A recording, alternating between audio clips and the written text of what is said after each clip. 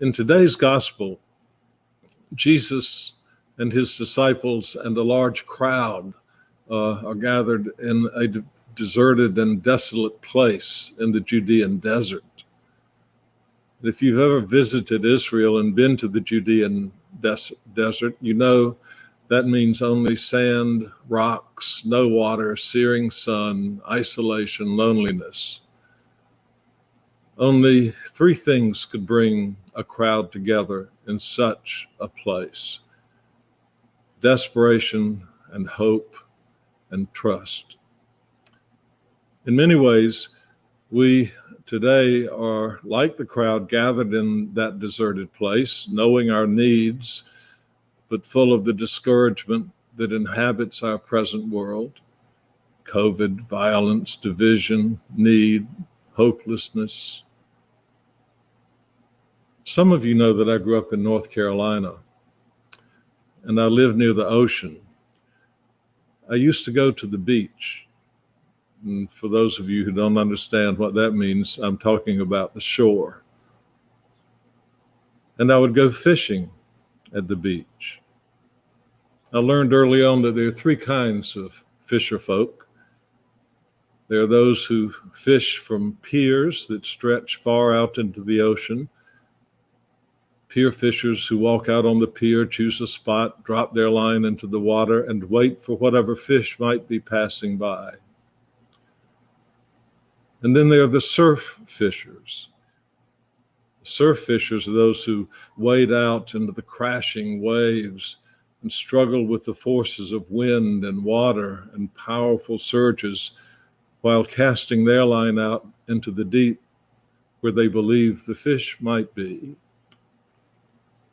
The third group are the deep sea fishers who get into boats, small or large, and travel for 20 or 40 or 50 miles from the safety of the shore out beyond the horizon into the vastness of the ocean to seek the largest and the most prized fish and the most difficult fish to catch.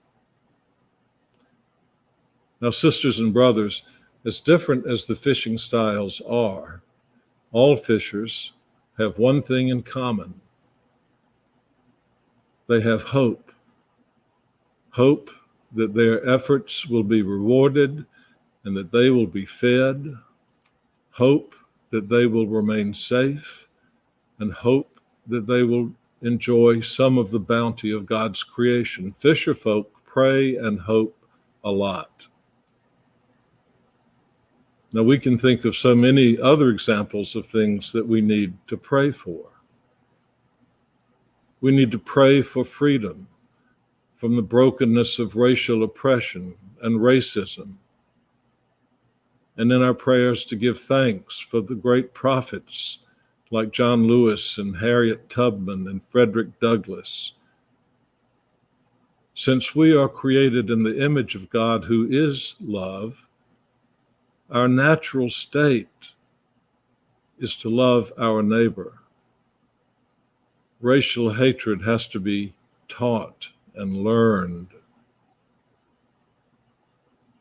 We know the fright of a failed presidency that continues to divide and give no comfort to a hurting nation. We need to pray for that. We pray for leadership that seeks what is best and equitable for all people in this nation, not just for the elite, not just some, but all. Please pray. We know the pain of hunger, as the Psalm says, "Why do you spend your money for that which is not bread?" When many in our nation and world go without adequate food, while we go down our merry path of consumerism, pray that we be delivered from that sin and be brought into the grace and generosity of making sure that everyone has something to eat. We too are familiar with the economic inequities between rich and poor while the pressing need is for all people in this nation and the world to have a fair and equal chance for access to health care and housing and education and jobs.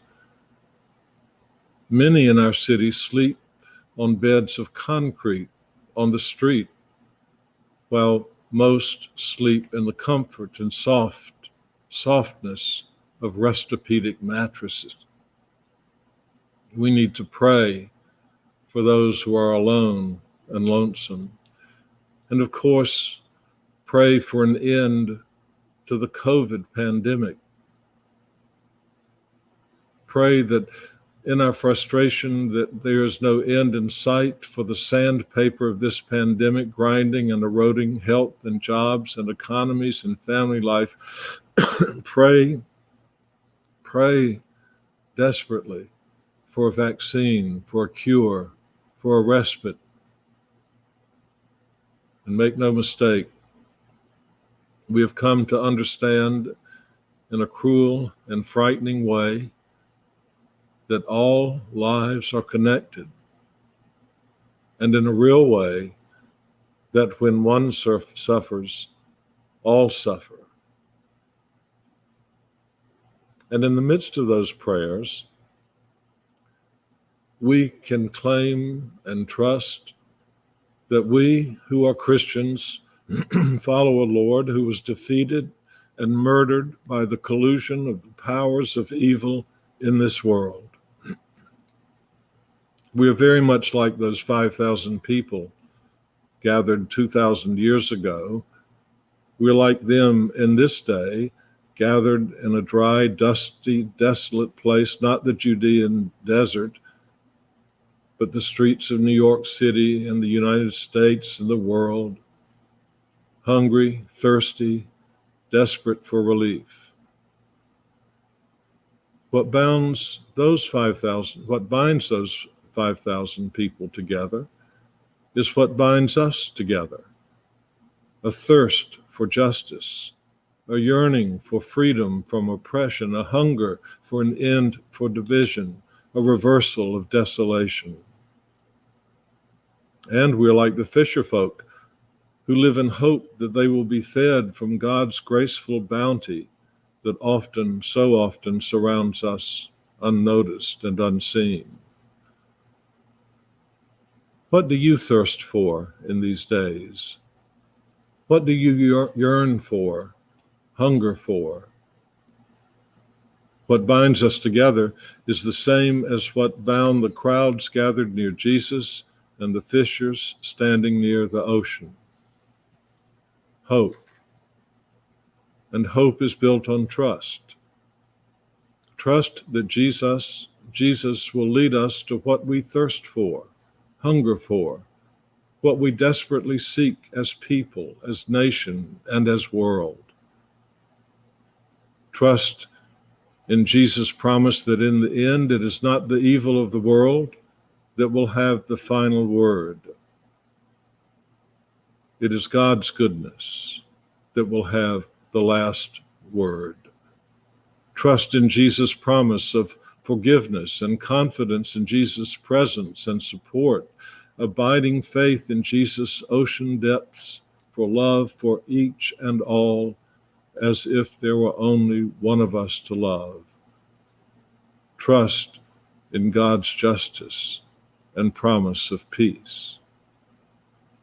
And we believers in Jesus' promise are invited to become co-workers, to strive for justice, confronting that which demeans and destroys human life, like the striving of John Lewis and Harriet Tubman and Frederick Douglass, like the courage of those selfless first responders who race toward the victims of the pandemic rather than flee, like the hope of those brave women who led the fight for suffrage in the early 20th century, like Harriet Jacobs, who refused to live as an enslaved person, like Mother Teresa, like Angela Davis, who stood up to oppression, like Anne Frank, whose courage in the face of genocide still shines brightly.